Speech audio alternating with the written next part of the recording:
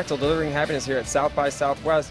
Super excited to be joined by Factory Joe, but no more. No more. Yeah, no Chris more. Messina, thanks so much for joining us. Yeah, I really man. appreciate it here at South by. First off, can you kind of explain what you do with your everyday? Yeah, so I've got this kind of crazy job. I work for Google, and I'm in the developer relations group. My title there is Open Web Advocate. It means a lot of different things. On the one hand, I do a lot of work on the social web, and I'm trying to really advance interoperability and make it possible for people to have more choice in terms of how they use the social web and benefit from it. On the other hand, I'm trying to work internally to sort of evangelize a lot of the ideas that I've been working on for the last several years and let people know kind of inside the company what's been going on and get them up to speed on a lot of stuff that I think is very important for the future of the web. So obviously it's a little bit of evangelism, a little bit of mix of like thought leadership and everything Yeah. else. Very cool. Very Yeah, cool.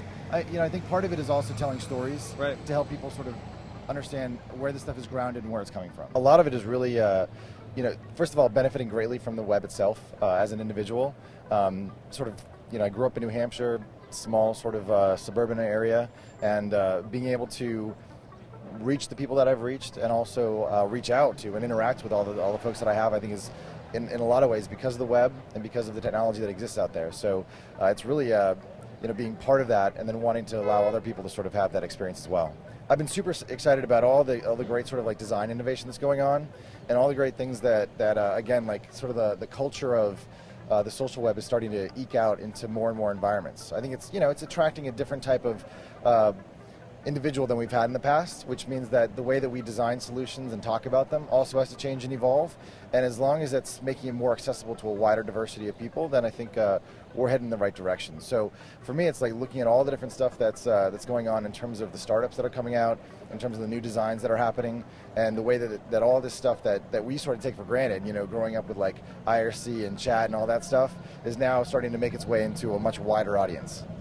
There's just a broader set of people that are actually getting online, using the web, that have profiles online, and it's starting to change the expectations of what technology should do and how it should do it. So the fact that they're just, it's no longer just for nerds, and there's this great constituency out there that's benefiting from this stuff, means that things like Beluga and things like GroupMe and all these like group text messaging apps are starting to demonstrate not only the power of simplicity and of communication, but of the need to make these tools accessible and cross-platform. Happiness is generated a lot more from the connections that we have with people and finding meaningful work and stuff that we can actually share and do with other people. So in so much as technology allows us to have those channels to connect with other people, then I think it's driving that kind of happiness. We're going through a rapid explosion of all sorts of different apps that are out there, and it's getting to the point where you might be like a GroupMe user, or someone might be like Cashable, and then someone else is Beluga, and so, and on and on and on. Eventually, we're going to have to start seeing some consolidation, so that I'm connecting to other people based on who they are and based on how I know them, as opposed to the apps that they use. Like, I am not the apps that I use, and I shouldn't be defined by those things. And so I think in the future, really, we should be, I guess, enabling personal APIs, so that it's not about the apps, but it's about how we can actually exchange information and ideas and communicate.